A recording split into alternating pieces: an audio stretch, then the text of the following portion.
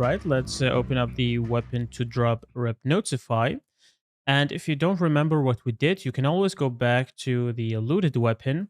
And here, what you did is you removed the simulate physics, you removed the collision for the weapon because now you're holding it in your hand, and you removed the collision sphere collision as well. You can just do the opposite of this. So if we go back to our weapon dropped, we need to first detach the weapon from the hand because remember in the looted weapons, you attached this to the character. So what we need to do first is take this weapon to drop and we need to say detach, and you can select this one, detach from actor. So now you're detaching this thing here, this weapon to drop from this actor. And let's keep the location, rotation, and the scale to keep world. So wherever it is right now in the world, it just keeps the location and so on. So just do the opposite of the eluded weapons. Let's take this and say, let's first set collision because we can't simulate physics if you actually don't set the collision correctly. So let's set the collision enabled for it's actually the weapon. So we need to, if you go back, if you don't remember, always go back to the weapon base, check what needs collision. Remember, it's the weapon that needs this collision here. So we actually need to take this and take the weapon first. So the weapon variable, get that, and then we can say set collision enabled. Here, let's connect it. And the collision, remember, was physics only. We don't need query for this mesh here. So physics only. And we also need to simulate physics. And we do that on the weapon. Remember, if you go back and click on the weapon, it is here that you simulate physics. It is not in the class defaults. So you have to drag from the weapon and say simulate physics and select that. Go ahead and connect it and enable physics. Go ahead and make some reroute nodes to make it nicer. Okay, so now we have simulate physics on and we also have some collision enabled. So now remember you also disabled the collision. If I go back to looted weapon, you also disabled the collision for the collision sphere. So you need to take this one and you need to take the collision sphere variable. You go down at the bottom here, take the collision sphere, and then again set collision enabled and go ahead and select it. And yeah, just like that. And now you have to set the collision to query only because the collision is actually query only for the collision sphere. You can see it here, query only. So we need to set it to query only. And I believe that is the only thing that we had to do. So let us test it out. Let's see if everything works. If we have some bugs, we need to fix them. So let's play as the terrorist. And now if I loot, for example, the AK, and I click on G to drop the weapon, you can see it is dropped on the ground. Just like that. Awesome. And let's actually play as the first person so I can see it better. I am going to click on my spring arm for the player base and set it to 0. And let us play as first person now. Let's take this AK. Now I'm holding it. I press on G to drop it. And now you can see it's on the ground. Awesome. Now let's try to take this one here and drop it on the ground. And now you can see we have a bug. And I don't think it is invisible because you can't see it on my back. I'm wondering what is happening. So let's take the spring arm. I'm going to set it to 600 to see what is happening. And it's actually only the M4. So you can see the pistol is working correctly. The AK is working correctly as well.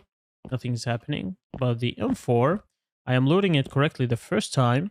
However, if I drop it and I walk into it, oh, it's actually under me. You can see it on my feet. It's there. Let's actually fix that quickly. I think we need to reset the location. So if you go to the rep notify for the looted weapon, so whenever you loot a weapon, you have to reset the transform. So let's actually do it here after we attach the component to the root component. What I can do here is I can take the weapon and I can just say reset, and you can see something called reset relative transform. So it's going to reset the transform of this weapon here inside of the blueprint, because it is not enough that we reattach it to the root component. We also have to reset the transform of it. So let's compile and play and see if that fixes our issue. So I take the M4, I drop it, I take the M4 again, and now you can see it's working correctly. So if I go back with my spring arm, set it to 0, click on play, and now as a terrorist, I can now take this M4 and I can drop it. I can take it again. I can drop it. You can see now it is working correctly. And it's a good mechanic that we actually need to go out of the collision sphere first before we can loot it again. Because you can imagine if you drop it and you don't have this functionality, you keep looting the weapon when you drop it beneath you. So you have to walk out and then walk in again, and everything is working perfectly. All right, so the final thing we actually forgot as well, or I forgot, is to break this loop. Because if you find the weapon here, we actually need to break this loop. So we need to take this and run it all the way back to break. And let's double click to make reroute nodes to make it look better. Because now if we find the weapon, we need to stop the loop. We don't need to loop through more because we already found the results. So we have to break it here through this loop. That will make it more optimized. And now let's compile and let's click play and play as a terrorist just to test if everything is working correctly. And now you can see everything is working fine. And with the pistol as well, everything is working fine as well. Now, sometimes you get an error if you drop the weapon and you don't have anything. So actually over here, instead of just keeping dropping the weapon, we have to check if you actually have a weapon or not. So we need to take this equipped weapon type and we need to say, is it equal to unarmed? And if it is, actually we can say, is it not equal? That will be a lot better. So if it is not equal to unarmed, you can go ahead and drop the weapon. So if it is unarmed, you don't have anything in your hand and it doesn't make sense to drop the weapon. So if it is not unarmed, you can go ahead and drop the weapon, and that will make it a lot better and also remove some bugs that you might have later on if you drop the weapon. And you can see now everything is working as it's supposed to. However, don't get too tricked, because now let's try to play it as the client. And now if I play it as the client, as a terrorist, now if I walk into a weapon, you can see it is loaded correctly. And if I click on G to drop the weapon, okay, everything is nice. However, if I go to loot it again, you can see I am holding something and I'm actually holding the weapon. However, it is still on the ground. So what is happening?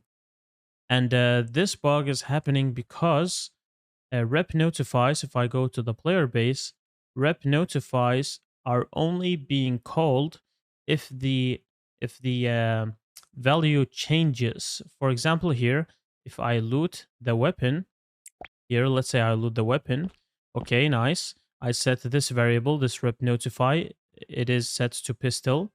Now, if I drop it, let's go back to the game. If I drop it here, and if I loot the M4, okay, nice. I drop it. If I go to the pistol, works, okay, nice.